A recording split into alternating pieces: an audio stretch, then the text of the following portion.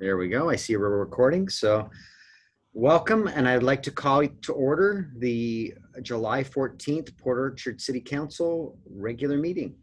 And pursuant to the governor's stay-at-home and safe order, the city council will be conducted via a Zoom meeting this evening. And hopefully everybody was able to find, Janine has made that the banner on Tuesday with the link to this meeting to make it easier for people to get here. So please join me in the Pledge of Allegiance. I don't think you need to stand, but I pledge allegiance to the flag of the United States of America and to the republic for which it stands, one nation, under God, indivisible, with liberty and justice for all. All right. Let's see here. If I could ask someone to amend the agenda this evening, we would like to do an executive session. We had one scheduled, but move it right after citizen comments, if we could. And if someone wouldn't mind doing that for me. Mayor, I Awesome. would make a motion to add to the agenda an executive session directly after the first citizen comments. Second. I have a motion by Councilmember Ashby, a second by Councilmember Lucarelli to add an executive session right after citizen comments and discussion of that. Hearing none, all in favor, say aye. Aye. Aye. Any opposed? Hearing none, the executive session has been added. Are there any other modifications that you would like to this evening's agenda? Mr. Mayor, I move we approve the agenda as modified. Second. I have a motion by Councilmember Clausen, a second by Councilmember Rosapepe to approve the agenda as amended. Any further discussion of this evening's agenda? Hey, Mayor, just that we added an executive session. Do we need to remove the one down under number 13? Charlie, what do you think? The one that was already noticed at number 13, I think that we moved that one up. So you could make a second motion to amend to remove it, but we could also just, at the time we reach it, we could just say we're not going to proceed into executive session. Okay. It's probably faster. Okay. With that, all in favor of approving the agenda as amended, say aye. Aye. Any opposed? The agenda has been approved. We are to our citizen comment. I only see one member of the public. Mr. Murphy, would you like to address the city council this evening for anything on the agenda?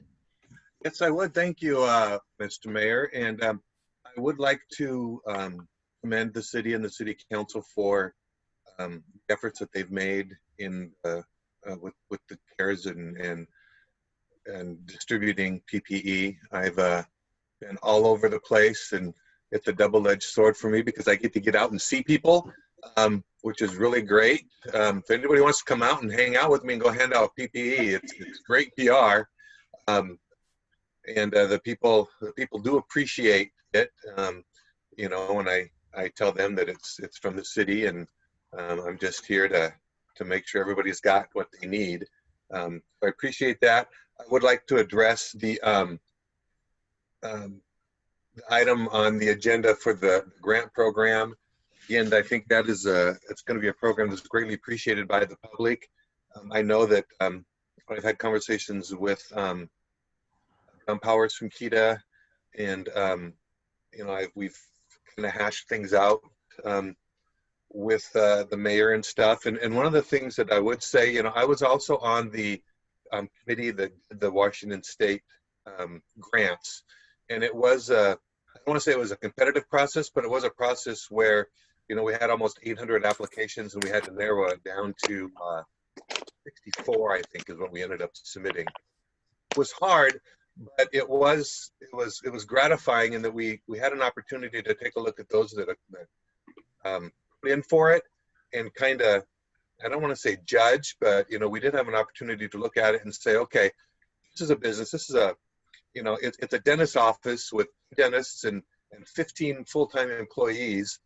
They're probably going to survive no matter what happens. People are going to get back and they're going to get their teeth fixed and things like that.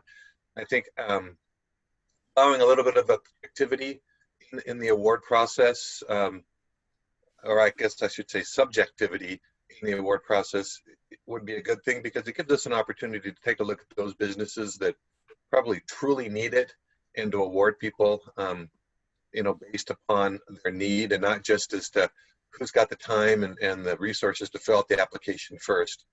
I think a first come, first serve process would be a little, for lack of a better word, I'd say fair.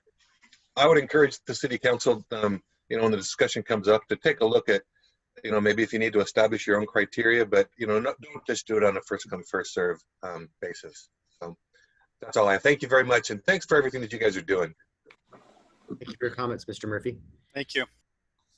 Okay, with that, we are going to head into an executive session. And Mr. Murphy, we're unfortunately going to kick you out of the meeting. And That's fine. You're welcome to come back in 15 minutes or so, and Brandy will let you back in or leave you in the waiting room if we haven't finished yet.